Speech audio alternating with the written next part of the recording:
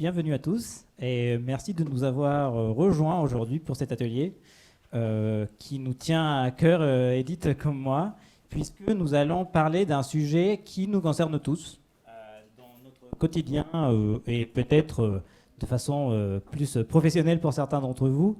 Déjà, juste pour tester un peu la salle, combien d'entre vous travaillent dans une entreprise dans le secteur agroalimentaire ou de la restauration ? Une grande majorité, donc tant mieux, puisque c'est bien un sujet qui vous concerne particulièrement que nous allons adresser aujourd'hui, puisque nous allons parler de la transformation du secteur agroalimentaire. Donc ce secteur, peut-être vous le savez, peut-être pas, est aujourd'hui au cœur de beaucoup d'enjeux environnementaux et les entreprises, comme tous les acteurs, ont un rôle à jouer dans cette transition. Donc aujourd'hui, pour cette présentation, vous avez moi-même, Martial Vargas, qui travaille chez Cantis en tant qu'expert en transition. Et du coup, je travaille sur tous les sujets de société et comment les sociétés doivent évoluer pour être plus durables. C'est ce qu'on appelle la durabilité absolue. C'est-à-dire comment est-ce qu'on s'assure que nos activités sont dans le respect des limites planétaires. Et je suis avec Edith, qui est experte en agroalimentaire. Alors, est-ce que quand le micro de Martial coupe, vous l'entendez quand même ? Ouais. Je sais pas comment on peut faire. Bon, du coup, en attendant qu'Anne-Flo trouve la solution. Donc, je m'appelle Edith, effectivement, je travaille chez Cantis et j'accompagne depuis plus de 10 ans des entreprises du secteur agroalimentaire pour réduire leurs impacts environnementaux. Est-ce que tu veux... Ouais, peut-être. Je ne l'ai pas touché. Il est safe. Je pense que celui-là, il fonctionne mieux. Okay. Super. Donc, pour ceux qui ne nous connaissent pas, donc, chez Cantis, nous accompagnons les entreprises dans la définition de leur stratégie environnementale, avec un point qui est hyper important pour nous, c'est que nous essayons toujours de faire le lien entre la science, les sciences environnementales et les sciences du développement durable et le monde de l'entreprise. C'est-à-dire comment est-ce que ce que nous dit la science, ce que nous disent les limites planétaires, ce qui nous dit un bilan carbone, peut être traduit à l'échelle d'une entreprise. Comment est-ce qu'on peut se l'approprier pour prendre des actions qui vont dans le bon sens. J'avance ou... Oui, c'était bon. Merci. Et du coup, la première question qui nous vient à l'esprit quand on décide de parler du sujet agroalimentaire, c'est pourquoi est-ce qu'on peut dire que le système agroalimentaire actuel, tel qu'il est construit et tel qu'il a été construit notamment depuis l'après-guerre, n'est pas un système qui soit résilient, qui soit durable. Et pour faire cela, du coup, on a décidé de vous poser quelques questions, de vous mettre au test pour voir quelle est votre connaissance de cette problématique. Et donc, on va vous demander de participer. Et pour cela, vous allez prendre votre téléphone portable. J'espère que vous avez tous une connexion Internet. Et on va vous demander d'aller sur le lien qui est ici, donc menti.com. Et normalement, il y a une page qui s'affiche en vous demandant un code que vous avez ici. Donc, si vous n'arrivez pas à lire, je vais vous le répéter. J'espère que c'est quand même assez grand. Donc, c'est le 81 60 07 1. Flo, qui du coup est à la régie aujourd'hui, tu nous diras combien de personnes sont déjà... Non, dis, tu peux rester l'instant. Que les gens se connectent. Ils vont tomber sur la première slide. Oui, mais c'est pas très grave. Je préfère que tout le monde se connecte avant. On est à combien de personnes sur le Menti ? Ok, donc je pense qu'on peut encore vous laisser quelques secondes pour vous connecter.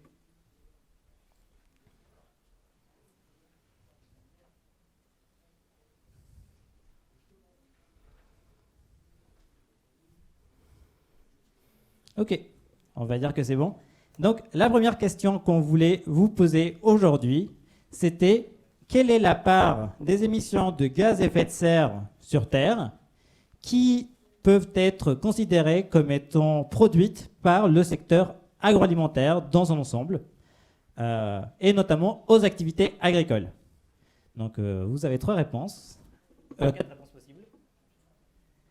Donc je vous laisse donner votre avis. On a 60% des réponses pour l'instant qui pensent que c'est 28%. Oui. 20% qui pensent que c'est 39%, 16% qui pensent que c'est 12% et 2% qui pensent que c'est 7%. Ok. Donc la majorité avait raison. Donc le 27,6 donne une illusion de précision. C'est pas exactement 27,6, c'est environ 28% des émissions mondiales de gaz à effet de serre qui sont portées par le secteur agroalimentaire. Donc vous voyez, on vous a mis le détail par poste par principaux contributeurs, donc l'agriculture en elle-même, l'élevage, et puis l'aval, la transformation, etc. Donc toutes ces informations, vous pouvez les trouver. Alors je vais juste... Vous pouvez le trouver dans ce rapport qui s'appelle, nous on l'appelle le Quantis Food Report, qui s'appelle aussi Dig-in. C'est un jeu de mots pour dire, voilà, Dig-in ça veut dire creuser en anglais, qui est à la fois creuser sur ce qui se passe dans le sol, et puis creuser aussi, je crois qu'en anglais Dig-in ça veut dire manger, c'est ça ? À table, voilà. Donc dans ce rapport, vous trouverez un condensé, une synthèse de nos 10 dernières années de travail sur le secteur agroalimentaire. Donc exactement, voilà, il y a plus de 100 pages de sujets clés, d'enjeux, de solutions qui peuvent être apportées. Il y a une dizaine, 11 case studies et interviews. Et puis, vous avez plusieurs infographies comme celle-ci pour vous aider à mieux comprendre les enjeux agricoles dans leurs ensembles. Alors, ces rapports, on n'en a qu'un là tout de suite. On en a plusieurs sur le stand de Quantis. Puis sinon, on peut vous envoyer ou vous pouvez le télécharger sur le site internet. Oui ? Quantis. Ah, le numéro ? Merci Anne-Flo. C'est stupide. Et donc, voilà un premier élément qui nous montre bien la part importante que l'agroalimentaire a aujourd'hui sur les émissions à gaz à effet de serre. Et donc, juste pourquoi est-ce qu'on a tendance à l'oublier ? Je pense qu'on est de plus en plus conscient, mais ça a mis du temps. C'est-à-dire qu'aujourd'hui, ça fait 20 ans plus qu'on parle du sujet du changement climatique. Et certains d'entre vous, peut-être la plupart d'entre vous, ont certainement pris encore plus conscience de cette problématique grâce au film de Al Gore, An Inconvenient Truth. Il faut savoir que dans ce film, on ne parle pas des émissions liées à l'agriculture.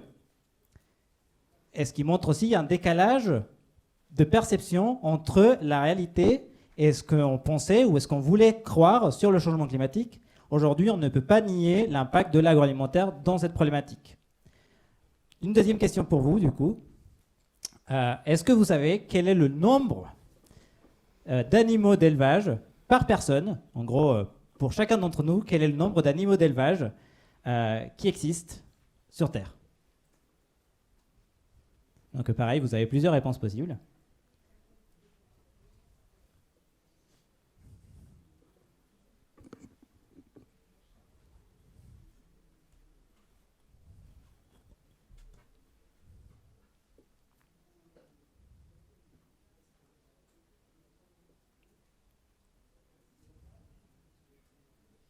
Alors ? On a des réponses un peu variées. Du coup, 36% des gens pensent qu'il y a 5, 42% 15, 19% 30 et 3% 0,5. Ok, j'ai loupé les deux premiers, mais les 19% avaient raison. Voilà. Donc on compte environ 30 têtes par habitant dans le monde, 30 têtes d'élevage par habitant dans le monde, sachant que ce chiffre cache une très grosse disparité. C'est-à-dire qu'il y a des zones où il y a beaucoup plus d'animaux d'élevage par nombre d'habitants que d'autres. Et notamment en France, Martial vous parlera ensuite du Eat Lancet Report, mais on estime qu'on consomme 2 fois trop de protéines animales, enfin 2 fois trop ce qu'on aurait consommé, par rapport à un régime durable. Vas-y.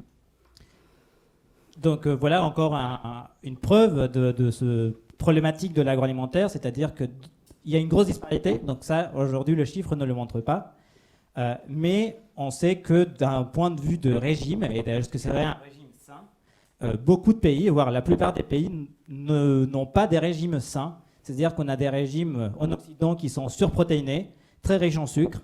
C'est notamment vrai aux États-Unis, mais en France, c'est pas si loin que ça de la même chose. Alors que dans d'autres pays, nous avons des régimes qui sont pas assez protéinés, qui sont très basés sur les féculents, avec peu de légumes et de fruits dans l'alimentation. Et ça aussi, c'est un problème de ce que ça veut dire un système résilient et durable. Dernière question et troisième question pour vous, justement. Combien d'espèces animales et végétales pensez-vous qui sont responsables pour les 3/4 de notre alimentation ?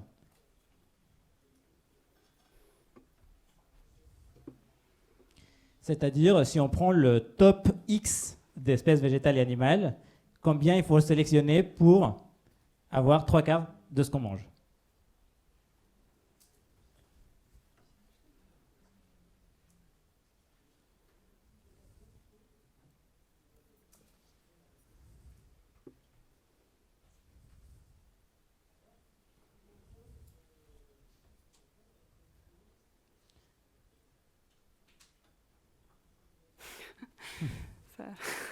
Ça n'a pas l'air facile.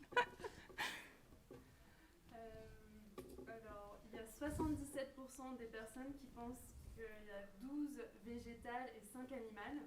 Ouais. 19% 31 végétales, 8 animales. 4% 45 végétales, 10 animales. Et 0% 84 végétales, 15 animales. Donc bravo, la majorité avait raison, encore une fois. Donc la FAO estime 12 espèces végétales et 5 espèces animales comme étant nos principales sources d'alimentation. Voilà, donc c'est vraiment peu par rapport à la richesse de la biodiversité dans le monde, qu'on ne connaît même pas. Voilà, je te laisse prendre ensuite. Oui, non, et je voulais juste rajouter qu'en plus de ça, ce que ça prouve, c'est le manque de résilience du système. Donc on a vu l'impact important du système, qui d'ailleurs on n'a pas exploré dans tous les aspects, mais qu'on va le voir tout de suite après. On a exploré le fait qu'aujourd'hui on a une alimentation qui n'est pas saine, et en plus qui n'est pas résiliente. Parce que qui dit 12 espèces, ça veut dire aussi qu'on a très peu d'espèces sur lesquelles nous dépendons en termes d'alimentation. C'est-à-dire que s'il y a une problématique, une maladie qui touche massivement une de ces espèces, on est très limité très vite. Surtout quand on sait que le top 5 de ces espèces végétales, qui sont, vous pouvez imaginer, le blé, le manioc pour beaucoup de pays, le riz, font à eux seuls 50% de l'alimentation. Et ça montre aussi ce manque de résilience qui est une problématique majeure parce que non seulement on a peu d'espèces au sens biologique, mais également avec un génome qui est très limité parce qu'on a sélectionné des espèces majoritaires. Ce qui est lui aussi un problème. Ce qui nous mène au prochain slide, qui vient d'un rapport qui s'appelle le Heat-Lancet, qui a été publié en fin 2018, si je ne dis pas de bêtises. Donc c'est une communauté de scientifiques de différents domaines qui se sont réunis pour savoir est-ce que le système agricole est durable ? La réponse, il l'a présenté un petit peu quand même. Mais surtout, qu'est-ce qu'il faudrait changer pour qu'il soit durable ? Donc le graphique est un peu complexe, mais je vais essayer de vous l'expliquer. En pointillé, vous avez ce qui est la limite planétaire, c'est-à-dire allouée à l'alimentaire. Donc ce que devrait être en termes d'impact au maximum l'impact du secteur agricole pour être durable. La ligne rouge représente où est-ce que nous en sommes aujourd'hui en termes d'impact. Donc on peut voir que le système agricole actuel n'est durable sur aucun des indicateurs présentés ci-dessus. C'est-à-dire, aujourd'hui, on émet 2 fois environ trop d'azote et de phosphore par rapport à ce qu'on devrait pour avoir un système agricole qui soit durable. Et c'est un reflet de la réalité, puisque si on se penche sur les chiffres, on sait que l'agriculture est responsable de entre 70 et 90% de la consommation d'eau dans le monde. On sait que l'agriculture est responsable de 90% des émissions de phosphore et d'azote dans les eaux. Donc déjà, on voit la magnitude de cette problématique. Ensuite, les différentes barres de couleur représentent où est-ce que nous serions si on changeait des choses dans le système. Donc, la barre rouge représente où est-ce que nous serions si on avait un changement massif de notre alimentation pour arriver vers un régime moins protéiné pour les pays occidentaux, peut-être plus protéiné pour certains pays africains notamment, mais qui soit considéré plus durable. Ça, sans changer les pratiques agricoles. Et là, on arrive à la barre rouge. Donc on voit que, par exemple, sur le changement climatique, changer notre alimentation serait suffisant pour être durable. Mais sur l'azote et le phosphore, ce ne serait pas suffisant. La barre orange montre ce que ça donnerait si on améliorait globalement les pratiques agricoles. Donc on voit que, pareil, si on améliore nos pratiques agricoles, sur certains enjeux, c'est suffisant, mais sur d'autres, comme le changement climatique, ce n'est pas le cas. Et finalement, la barre bleue qui représente une approche un peu mixte, qui combine les deux.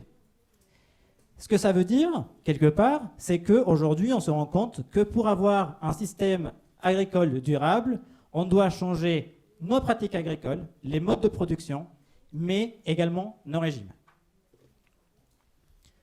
Ah, tu veux que je passe ? Oui, non, c'est bon. Merci. Donc, le rapport résume 3 grands axes pour corriger donc, la non-résilience de ce système et permettre une alimentation plus durable d'un point de vue environnemental et d'un point de vue de santé humaine. Pour cela, le premier axe, je vais y arriver avec le micro avant la fin de la présentation. Donc, le premier axe, comme Martial vous l'a présenté, ce sont les régimes. Donc là, je vous ai mis juste une petite infographie qui sort du Eat Lancet Report sur le régime idéal. Donc ce régime, évidemment, c'est le régime idéal. Il ne correspond pas au régime européen à date, ni même au régime dans les pays en voie de développement. Voilà, c'est inversé. Donc le premier axe, ce sont les régimes. Le deuxième axe, ce sont nos modes de production. Donc Martial vous l'a présenté, des modes de production qui permettent de rééquilibrer les cycles de l'azote et du phosphore, notamment, permettraient d'avoir un monde agricole plus durable. Donc là, je vous ai mis 8,5%. Ça correspond à la surface agricole utile française, enfin la part de la surface agricole utile française qui est en agriculture biologique. Donc c'est uniquement en 2020, donc c'est uniquement en France. Évidemment, la France est un des pays où il y a le plus d'agriculture biologique, donc c'est pas représentatif de la situation mondiale. Et puis bon, avant d'arriver au bio, il y a tout un tas d'étapes intermédiaires pour passer du système le plus impactant au système le moins impactant. Et le troisième levier, c'est la réduction des pertes alimentaires sur l'ensemble de la chaîne. Donc, dans l'inconscient collectif, on imagine, bon, l'exemple que je vais vous donner est surtout en France, mais dans l'inconscient collectif, on imagine que c'est souvent le consommateur qui est responsable de la majorité du gaspillage alimentaire. Mais en réalité, une étude de l'ADEME a montré que ce n'est pas le cas en France. Et on estime à peu près 20% les pertes alimentaires, enfin les déchets alimentaires, le gaspillage, quoi, sur l'ensemble de la chaîne. C'est énorme, 1/5. Voilà. C'est un levier qui peut être activé. Sachant qu'en plus, ce chiffre de 20%, encore une fois, ça vient de cette étude de l'ADEME, donc c'est valide pour la France. Et il y a d'autres études qui existent qui parlent de chiffres plus élevés ailleurs dans le monde et qui disent que dans le monde, ça serait jusqu'à 33%. Un tiers de l'alimentation qui est perdue et qui n'est pas valorisée. Donc, une fois qu'on a vu ça, on pourrait se dire, bon, bah, finalement, ok, c'est un problème majeur, le système n'est pas résilient. Pourtant, on a l'impression d'avoir beaucoup de réponses déjà sur qu'est-ce qu'il faut changer. Et la question qui se pose, c'est bah, pourquoi est-ce qu'on n'arrive pas? Quel est le rôle de chacun pour que cette transition ait lieu? Mais moi, ce qui m'intéressait d'abord, c'était de parler avec vous de pourquoi est-ce que c'est si compliqué. J'ai oublié un point hyper important. Vous m'excuserez avant de continuer. Si vous avez des questions, il y a une application ou un lien plutôt de ProDurable pour poser vos questions et nous les traiterons à la fin, bien sûr. On fait ceci parce que nous ne pouvons pas vous passer le micro pour des questions sanitaires à la fin de la présentation. Donc, pourquoi est-ce que c'est aussi compliqué? Je vous pose encore une question et vous demande de contribuer en levant la main. Combien d'entre vous avez un régime soit végétarien, soit vous essayez de réduire votre consommation de produits carnés ou d'autres produits, hein. Peut-être que vous avez un régime sans gluten. En tout cas, lesquels d'entre vous considérez avoir un régime un peu spécial? Ah, quand même. Une grande majorité d'entre vous. Maintenant, je vous pose la question, combien de vous avez été confrontés à des remarques de votre famille, de vos collègues, de vos amis, de « Ah, mais comment ça, tu ne vas pas manger ce qu'on a fait à grillade ce soir ?» Encore la majorité d'entre vous. Ce qui montre une certaine réalité. Ce qu'il faut savoir, et c'est ce qui rend si c'est compliqué cette transition, c'est que on est sur un enjeu qui est individuel, c'est-à-dire vous avez fait ce choix-là, mais c'est surtout un enjeu culturel et sociétal. L'alimentation touche au moi, à ma personne, à ma liberté, à ce que je veux. Nous avons tous, peut-être, si vous avez déjà mangé de la viande par le passé et que vous avez décidé d'être végétarien, cette envie. Donc il y a cette problématique-là de personnel, mais c'est un problème culturel et sociétal. La société nous limite dans notre transition parce que ce n'est pas le chemin de moindre résistance. Je vais vous donner un exemple très bête qui date de ce midi. Ce midi, moi-même, j'essaye de réduire très fortement ma consommation de viande, notamment de viande rouge. Ce midi, vous savez, il n'y a pas beaucoup d'options ici, donc on a décidé avec 2 collègues d'aller dans un bistrot dans le coin. On n'a pas fait attention, on a choisi le premier qui était là, on s'est assis. La première question que la serveuse nous a posée, vous mangez la viande plutôt rouge ou plutôt à point? Ah, bon, c'était un peu foutu. J'ai mangé de la viande ce midi du coup, parce que la société et la culture me limitent dans mon choix. Là, c'était pas possible. Et donc, si on passe, vite. Et du coup, comme je vous disais, le chemin de moindre résistance, c'est-à-dire le chemin imposé par la société, mène souvent à rester dans le statu quo. Et donc, qu'est-ce qui est nécessaire pour pouvoir faire cette transition? Et c'est là où les entreprises, et donc vous, puisque beaucoup d'entre vous travaillez dans le secteur, avaient un rôle, c'est parce que finalement, si tout le monde travaille ensemble, c'est beaucoup plus simple. Et je vais vous donner un exemple, une métaphore plutôt, de comment est-ce qu'on peut envisager cela. Imaginez le statu quo, le chemin de moindre résistance, c'est l'autoroute. Vous voulez aller d'un point A à un point B et vous êtes sur l'autoroute. Sur le côté, il y a un chemin, une piste, qui vous emmène aussi au point B. Vous allez mettre 2 fois plus de temps, vous allez avoir une route qui est compliquée, qui va être difficile à suivre, il y aura beaucoup de virages, c'est beaucoup plus compliqué de le faire. Par contre, on vous promet, les paysages sont magnifiques, ça va être beaucoup plus agréable d'un point de vue visuel et pour votre santé que de prendre l'autoroute. La plupart d'entre nous allons rester sur l'autoroute parce que c'est le chemin de moindre résistance. Par contre, si la société qui entretient l'autoroute décidait d'aménager cette voie, si vous voyez que tout le monde prend la même voie, que tout le monde prend le chemin qui a été revu, qui a été facilité, vous seriez peut-être plus nombreux à le suivre. Et c'est pour ça que la transition doit se faire par tout le monde. C'est un choix individuel, oui, mais c'est aussi un choix des entreprises. Pourquoi je le dis? C'est parce que nous-mêmes travaillons avec beaucoup d'acteurs. Souvent, on nous dit « Ah ben non, ça, on ne peut pas le faire parce que ce n'est pas ce que veut le client. » Sauf que parfois, le client, c'est juste qu'il n'a pas le choix. Ce qui nous mène au prochain point, qui est, du coup, comment est-ce que les entreprises doivent-elles s'adapter pour aller dans ce sens? Et là, nous, on voulait le résumer en 3 points clés, qui sont 1, le développement de chaînes de valeur positives. Donc ça traduit le point du Heat Lancet qu'on a mentionné sur l'amélioration des pratiques agricoles. Comment est-ce qu'on crée des chaînes de valeur qui ont un impact faible, voire un impact positif sur l'environnement? Et on va vous donner des exemples. En tout cas, Edith, on a un en particulier qu'on souhaite mettre en avant. C'est aussi en adaptant les produits, c'est en proposant d'autres options et en sachant que ce n'est pas une solution unique qui convient à tout le monde.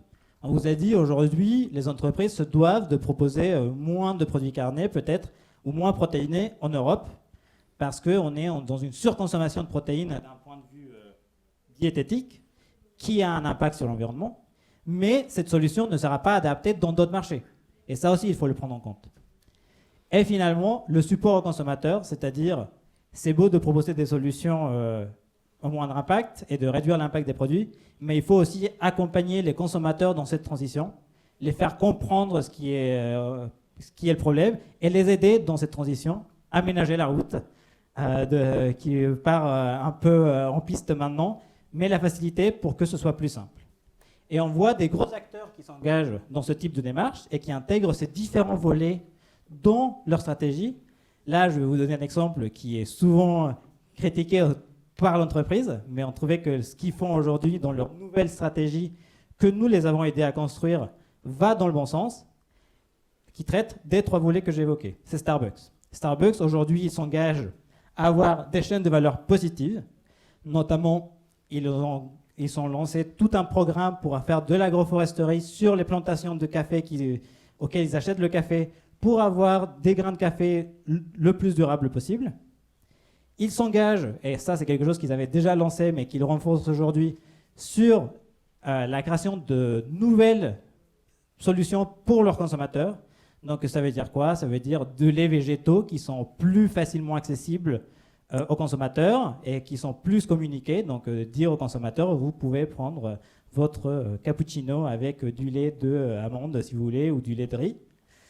Et le support aux consommateurs en leur apportant de nouveaux services, des nouvelles solutions pour arrêter ce modèle de surconsommation. Donc là, c'est sur la partie emballage, où, pareil, c'est quelque chose qu'ils avaient déjà lancé, mais qu'ils s'engagent à renforcer d'autant plus, qui est comment est-ce qu'on fait en sorte que le consommateur n'ait pas un gobelet jetable, mais qu'il ait un gobelet réutilisable, et qu'il s'en serve vraiment quand il vient chez nous. Et ça, c'est juste un exemple qu'on trouvait intéressant, parce que transverse. On aurait pu vous en donner d'autres. Celui-ci nous paraissait assez parlant. On aurait pu aussi citer Danone, Bell, Ikea, etc. Donc, ça, c'était pour vous donner un premier exemple. Ensuite, si on revient sur le premier axe, les chaînes de valeur positives, nous avons eu la possibilité d'accompagner General Mills dans une mission aux États-Unis dans leur travail, dans leur recherche de trouver un lait et une viande plus durables. Donc pour cela, ils ont développé une ferme pilote à alors je vais essayer de le dire en anglais. Attention, White Oak Pastures. Je vais y arriver. Je travaille en anglais toute la journée, mais bon, il y a des mots qui passent pas. Et donc on a travaillé avec eux donc ils ont développé un nouveau modèle de ferme sachant que c'est une des pratiques agricoles régénératrices, qu'on appelle régénératrices, dans des secteurs dégradés, au sol dégradé. Et donc l'application de cet ensemble de pratiques agricoles dans un système agricole cohérent, avec des élevages il y a des élevages bovins, mais il y a aussi des volailles, il y a aussi des porcins, etc. C'est un élevage intégré.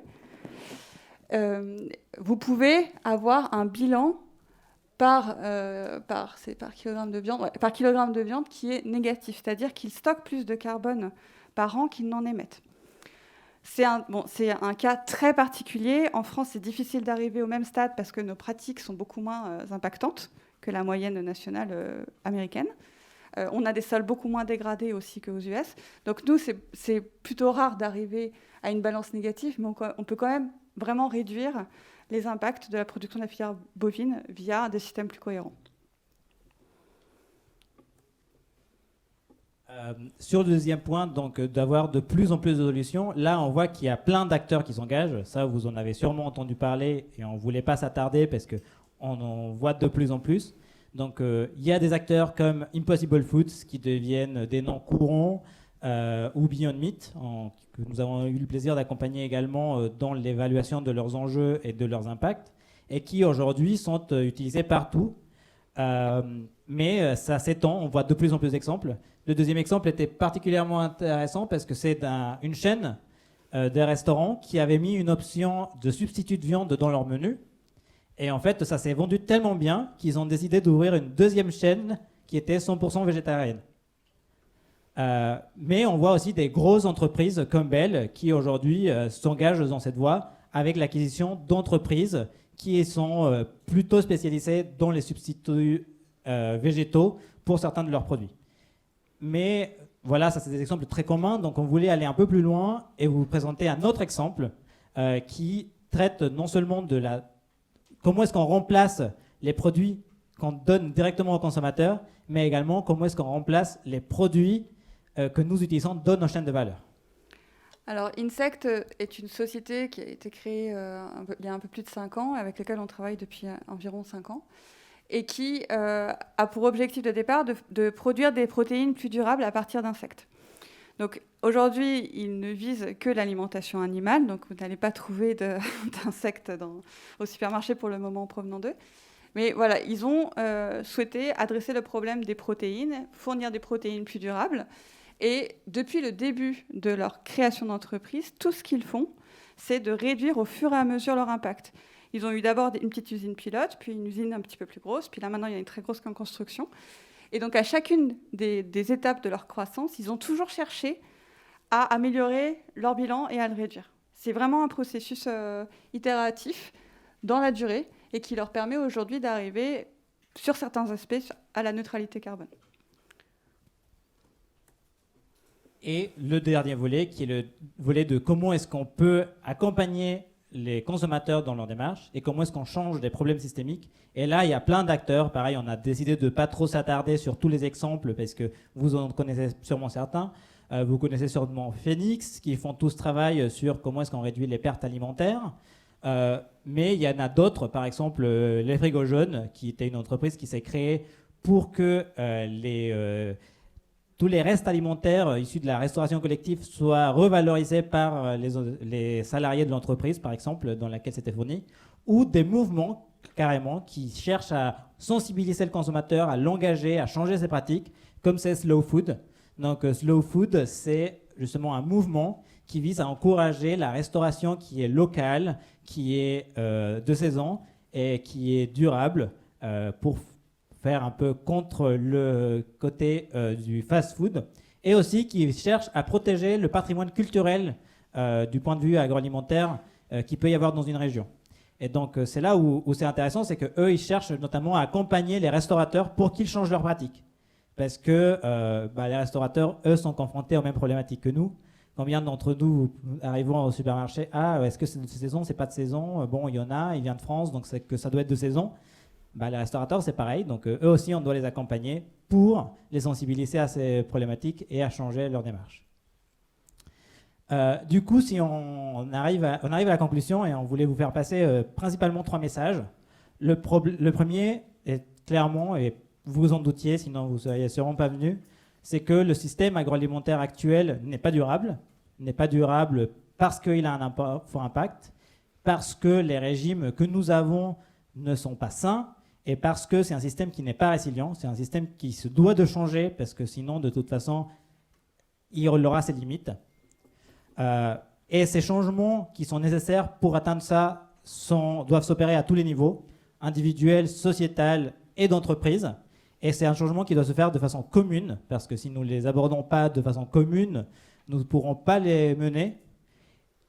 Et c'est donc aussi aux entreprises de devoir agir à tous les niveaux. Donc on a vu plusieurs exemples, on a vu ce que nous on synthétise ce sujet, mais surtout ce qu'on voulait faire passer comme message, c'est que c'est une opportunité.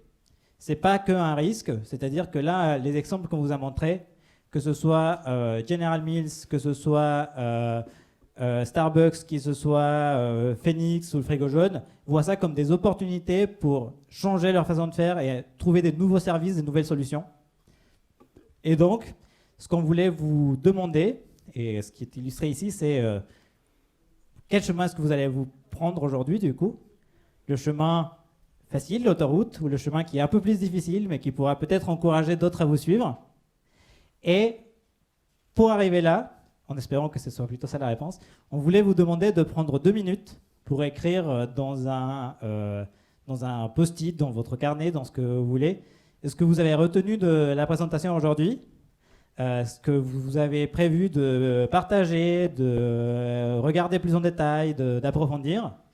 Et nous, puisque à l'entrée vous avez été scanné, nous aurons vos coordonnées, nous allons vous recontacter pour vous demander justement de partager avec nous ce que vous avez retenu de cette présentation.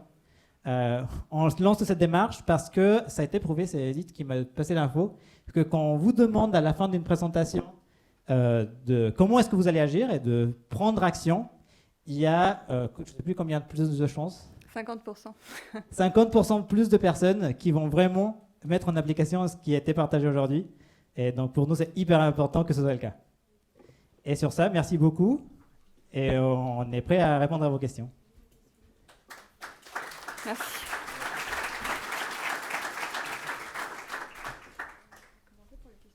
Anne-Flo a les questions, donc je crois que tu peux nous les lire peut-être, Anne-Flo? Je sais pas si on... Là, viens.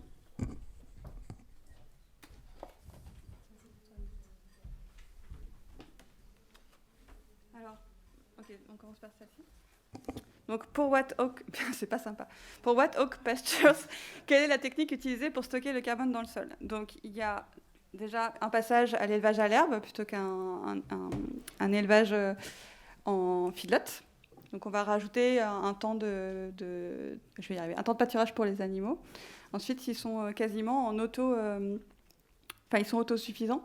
C'est pour ça que je vous disais, quasiment le cas en France, dans la majorité des élevages, mais qui n'est pas le cas aux États-Unis. Donc il y a cette partie-là. Donc ils ont amélioré, en gros, ils ont augmenté l'alimentation à l'herbe, le temps de vie à l'extérieur. Ils ont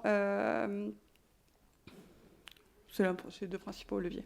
Et aussi un point hyper important dans leur pratique sur l'herbe, c'est qu'ils ont évité ce qu'on appelle comment ça s'appelle ça, the second bite en anglais.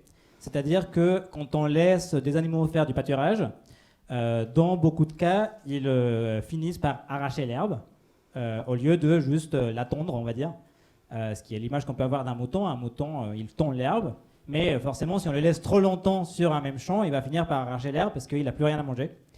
Et donc, ce qu'ils se font, c'est qu'ils font des rotations plus fréquentes pour éviter ce phénomène-là. Ce qui veut dire que, du coup, l'herbe, elle peut repousser. Ils le laissent tranquille quelques temps et ensuite, ils remettent les animaux sur ce champ. Et surtout, ce que j'ai oublié de dire, c'est que le sol est très dégradé au départ. Donc, ils augmentent la quantité de carbone dans le sol. Vous devez savoir que le sol, c'est un compartiment qui est limité en carbone. C'est-à-dire qu'on peut mettre qu'une certaine quantité. Et donc, comme eux, le sol est très dégradé, forcément, ils stockent beaucoup par leur pratique. Alors qu'en France, dans la majorité des cas, ça ne pourrait pas se produire parce qu'on a déjà des sols qui sont, pour certains en tout cas, riches en carbone. Par contre, Edith, tu peux peut-être mentionner, tu sais, j'ai oublié le nom, de cette idée qu'on peut stocker... le 4 pour 1000, le programme 4 pour 1000. Oui, c'est que pour compenser les émissions humaines annuelles, il suffirait de stocker 4 pour 1000 carbone dans le sol. 4 pour 1000 pour... 0,4%, merci, de carbone en plus dans le sol par an, via des pratiques agricoles régénératrices. Oui, d'accord. Alors, il y a une question sur...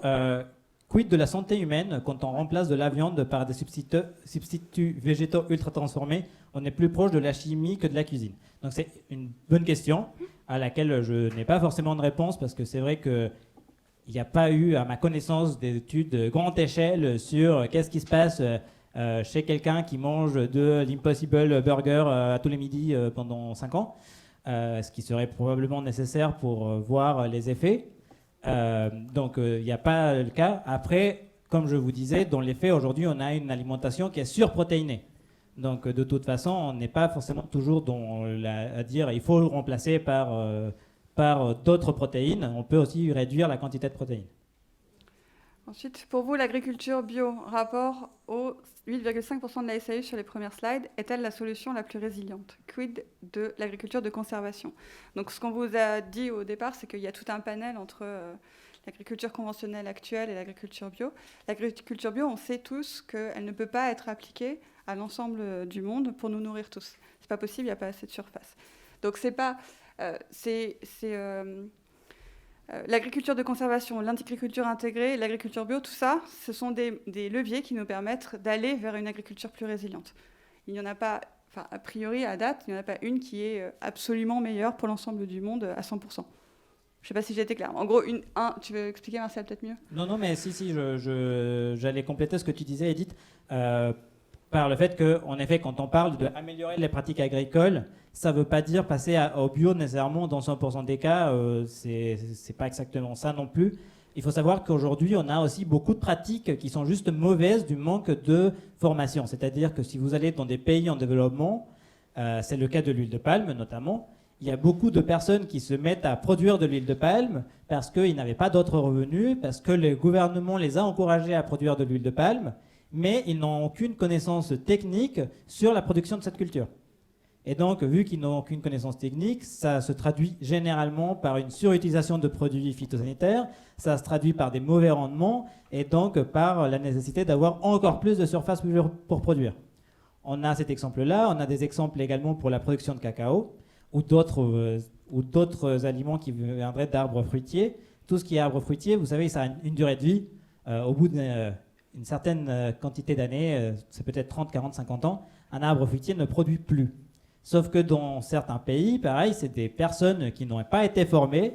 Ils ne savent pas que les arbres doivent être remplacés, qu'ils doivent mettre des nouveaux arbres sur leur champ. Et donc, on a des rendements faibles, ce qui veut dire que l'impact à l'hectare devient énorme parce qu'on essaye de faire produire des arbres qui n'ont plus l'âge de produire.